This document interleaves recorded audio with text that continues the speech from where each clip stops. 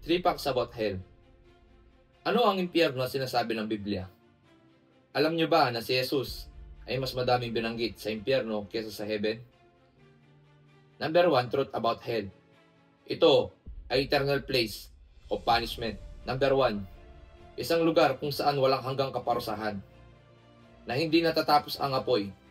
Sabi sa Matthew 13:40, kung paano ang pagtipon sa mga pagsirang damo at pangsunog sa apoy, gayon din ang mangyayari sa katapusan ng sanglibutan.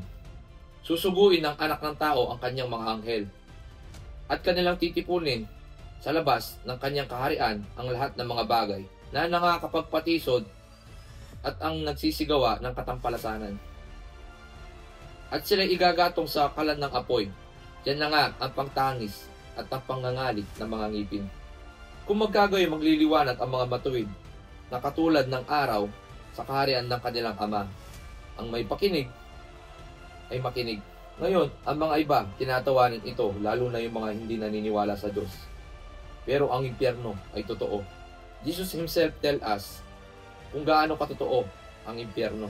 Sabi sa Mark 9:43, kung ang kamay mo ay mangangkapagpatisod sa iyo, ay putulin mo. Mabuti pa sa iyo ang pumasok sa bahay na bingkaw, kaysa may dalawang kamay ka mas mapasa impyerno sa apoy na hindi namamatay. Sabi sa Mark 9:45, at kung ang paamoy makakapagpatisod sa iyo ay putulin mo, mabuti pa sa iyo ang pumasok kang pilay sa bahay, kaysa may dalawa kang paa na mapulid sa impyerno. At kung ang mata mo ay nakakapagpatisod sa iyo ay dukutin mo, mabuti pa sa iyo ang pumasok sa kaharian ng Diyos na may isang mata, kaysa may dalawang mata kang mapulid sa impyerno. Na dooy hindi namamatay ang kanilang uod at hindi namamatay ang apoy. Pag-isipan nyo ito, hell is eternal place. Meaning, hindi 100 years, hindi 1,000 years, hindi 10,000 years. Ito ay magpakailan-kailanman. Lahat ng mapupunta doon na hindi tumanggap sa finished work ni Jesus sa cross as Lord and Savior will be tormented.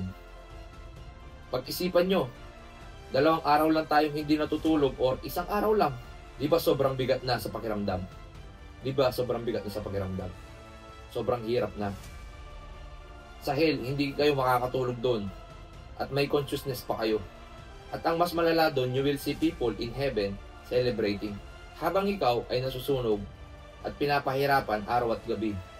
At pag-isipan mo, ang mga uod doon ay hindi namamatay. At habang ikaw ay nasusunog at pinapahirapan araw at gabi. At pag-isipan mo, ang mga uod doon ay hindi namamatay. Pangalawa, second facts about sa impyerno. Ang impyerno ay mas malalim na kadiliman. Sabi sa Matthew 25:30, at ang walang kabuluhan ay iyong itapon sa kadiliman sa labas. Diyan na nga ang pagtangis at ang pangangalit ng mga ngipin. Bakit malalim na kadiliman? Dahil ang Diyos ay liwanag.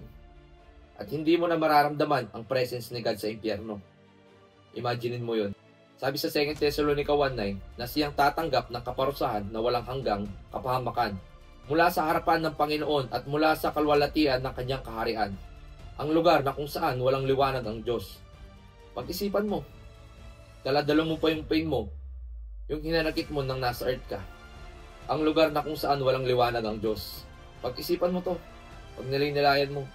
Daladala mo pa yung pain mo, yung hinanakit mo nung nasa mundo ka, yung mga problema mo, tapos makikita mo pa yung mga taong nagpaparating sa'yo ng mensahe about Jesus Christ, pero pinagtatawanan mo, hindi ka nakinig.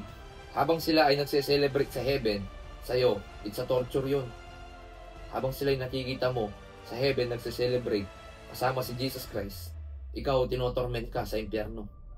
Pangatlong facts about sa impyerno. Katotohanan sa impyerno. Ginawa ito para sa mga demon, para sa mga devil. Ginawa ito para sa mga demon, para sa mga devil, Satan, and his angel. Hindi para sa ating mga tao. Basahin natin Matthew 25:41. Kung magkagayo sasabihin naman niya sa mga nasa kaliwa, magsaliw kayo sa akin, kayo mga sinumpa at ipasaapoy na walang hanggan na hinihanda sa diablo at sa kanyang mga anghel. So original ginawa ito para sa mga fallen angel, demon at kay Satan. Hindi para sa mga tao, kaya kapag napunta tayo sa impyerno, it's your choice. Kasi yung mga angel, demon, ang forgivable na yon. Hindi na sila mapapatawad. Pero tayo, kung patuloy natin tatanggihan ng Diyos, ang gospel, patuloy natin tatanggihan si Jesus Christ, sigurado mapupunta tayo sa impyerno. At tayo ay parurusahan magpakailan-kailanman doon. Ngayon tatanungin kita, may personal relationship ka ba kay Jesus Christ? Kung wala pa rin, patuloy mo pa rin ginagawa yung simple lifestyle mo. Tandaan ninyo, ang kasalanan, separado sa Diyos. At kung sinusunod mo pa rin yung makasalanang ginagawa mo sa buhay, at namatay ka ng walang Jesus Christ, na walang personal relationship kay Jesus Christ, you will end up in hell. The Bible is very clear dyan. Kaya napaka-importante magbasa ng Bible. Dahil ito yung guide ng buhay, patungo sa buhay na walang hanggan, through Jesus Christ. At wala tayong second chance, napakalinaw sa Bible. Pagkatapos ng kamatayan ay paghuhukom, judgment. Hindi na mababago yun. If you die your sin, mapupunta ka sa impyerno. At kapag namatay ka na may ugnayan sa Diyos with Jesus Christ, pag tinanggap mo siya bilang isang Panginoon at tagapagligtas, at naipanganak ka muli sa Espiritu, spiritual reborn, matatanggap mo ang ipinangako ng Diyos, eternal life. Ang libreng regalo ng Diyos. At madami pa rin tao na nagsasabing hindi naman tayo pababayaan ng Diyos na mapupunta sa impyerno dahil ang Diyos ay pag-ibig. Oo, ang Diyos ay pag-ibig. Pero ang Diyos din ay kaya nga Jesus died for us, died for your sin, para may chance tayo makapunta sa langit. Kasi kung tayo lang, imposibleng sa tao yun. If you keep rejecting the gospel, you keep rejecting Jesus Christ. At nagpapatuloy ka pa rin sa kasalanan. Patuloy na namumuhay sa sinful lifestyle mo. Kaya wag natin ipagpalit yung ganitong kaiksing buhay na namumuhay tayo dito sa mundong ito. Namumuhay sa kasalanan to satisfying your flesh. Ang kapalit naman ay walang hanggang kaparusahan sa impyerno. Hindi. Kailangan mo magising. Kailangan mo magising dahil what if you die tonight? Or mamaya, o malay mo ngayon. What if you die habang naglalakad ka? That's the end for you. If you don't have Christ in your life, sigurado mapupunta ka sa impyerno dahil Jesus Christ is only way to heaven. Amen?